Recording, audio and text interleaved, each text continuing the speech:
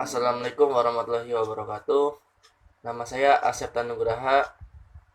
NPM saya 2020 46500054. Saya dari kelas DKV sore 1A. Saya akan menjawab pertanyaan ujian akhir semester mata kuliah pengantar ilmu komunikasi. Baik, pada jawaban nomor 1 saya akan memilih materi komunikasi massa, yaitu pesan-pesan yang dikomunikasikan melalui media massa pada sejumlah orang, sehingga seluruh dunia dapat bisa melihat sebuah informasi pada setiap harinya. Dalam komunikasi massa memiliki unsur-unsur diantaranya yaitu 1. Sumber, yaitu sumber dalam proses komunikasi merujuk pada orang atau pihak yang membagikan informasi. 2. Media, merupakan sebuah peralatan yang digunakan untuk menyebarluaskan informasi komunikasi massa. 3.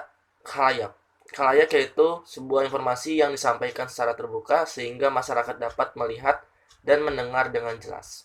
Untuk karakteristik media massa yaitu bersifat umum, penyampaian pesan cenderung satu arah, lalu isi pesan mencakup berbagai aspek kehidupan manusia. Contohnya pada jawaban nomor 1 yaitu adalah penyiar televisi. Penyiar televisi adalah salah satu contoh komunikator dalam komunikasi massa. Sebenarnya penyiar televisi menjadi perwakilan dari satu lembaga utuh yang di dalamnya berusaha memberikan informasi tertentu kepada pemirsa. Seperti misalnya pemberitaan, info cuaca, dan lain sebagainya. Lalu selanjutnya saya akan menjawab nomor 2, unsur-unsur komunikasi. 1. Komunikator, yaitu seseorang yang menyampaikan sebuah pesan terhadap para khalayak. Cara penyampaiannya pun bisa menggunakan media atau saling bertatap muka.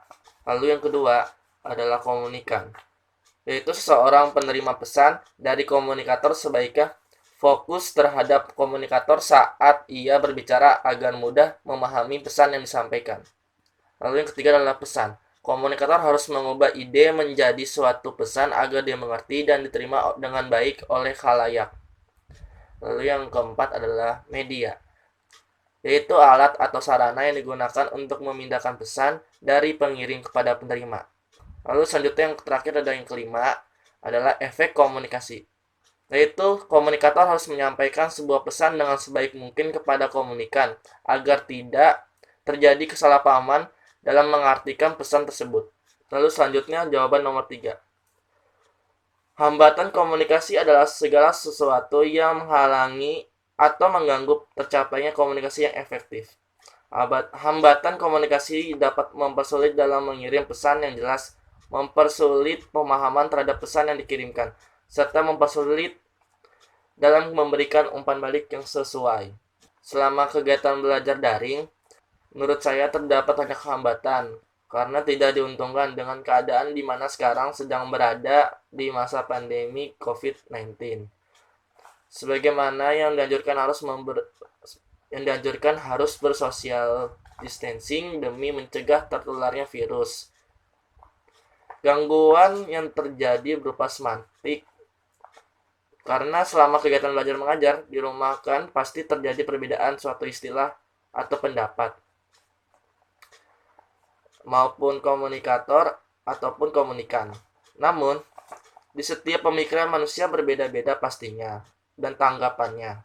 Pesan juga tidak tersampaikan dengan baik karena hambatan eksternal ataupun internal seperti sinyal kurang baik atau kota yang tidak mencukupi.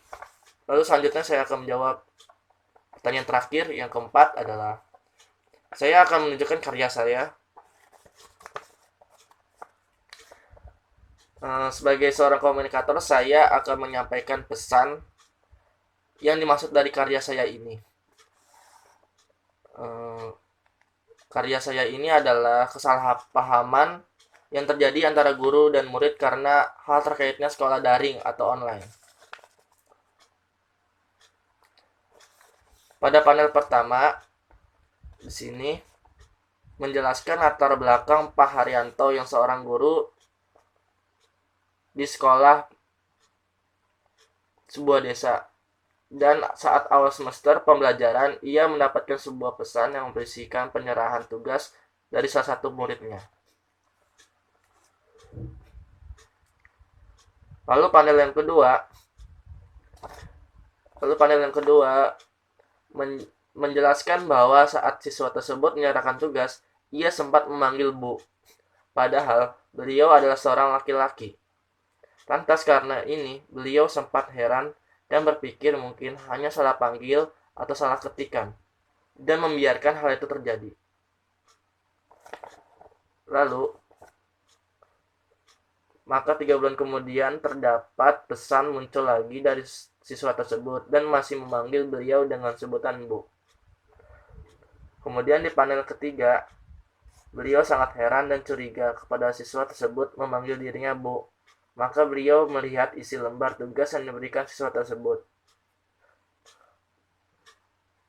Lalu di panel terakhir keempat, beliau sangatlah kaget karena bahwa nama guru yang ada pada dalam tugas tersebut bukanlah ia sendiri, melainkan nama rekannya yang mengajar di sekolah yang berbeda. Karena hal ini, beliau berpikir sebuah kesalahan dan keteledoran saat pertemuan dengan rekannya tersebut, dan kemungkinan data para siswa tersebut sempat saling tertukar. Sebagai seorang komunikan, jika saya sebagai seorang komunikan pada saat melihat karya ini, maka yang saya pikir adalah komedi berdasarkan kejadian fakta dan sebuah kesalahpahaman antara guru dan murid karena kegiatan belajar daring atau online. Pesannya adalah karena masa pandemik ini sebuah hal menjadi sulit, termasuk kegiatan belajar mengajar, karena menggunakan sebuah aplikasi pesan agar saling terhubung dan berkomunikasi. Karena hal ini juga murid dan guru jadi kurang efektif, sehingga kesalahpahaman pasti akan terjadi bagaimanapun termasuk kejadian ini. Maka dari itu kita haruslah fokus dan teliti apapun yang kita lakukan. Alasan saya memilih bentuk karya ini adalah agar apa yang saya sampaikan dapat lebih tepat dan lebih jelas jika menggunakan comic strip. Karena ini membentuk suatu karakter dan jalan cerita yang dapat mudah dipahami. Baik, hanya seperti itu saja yang saya bisa sampaikan. Cukup sekian dan terima kasih. Wassalamualaikum warahmatullahi wabarakatuh.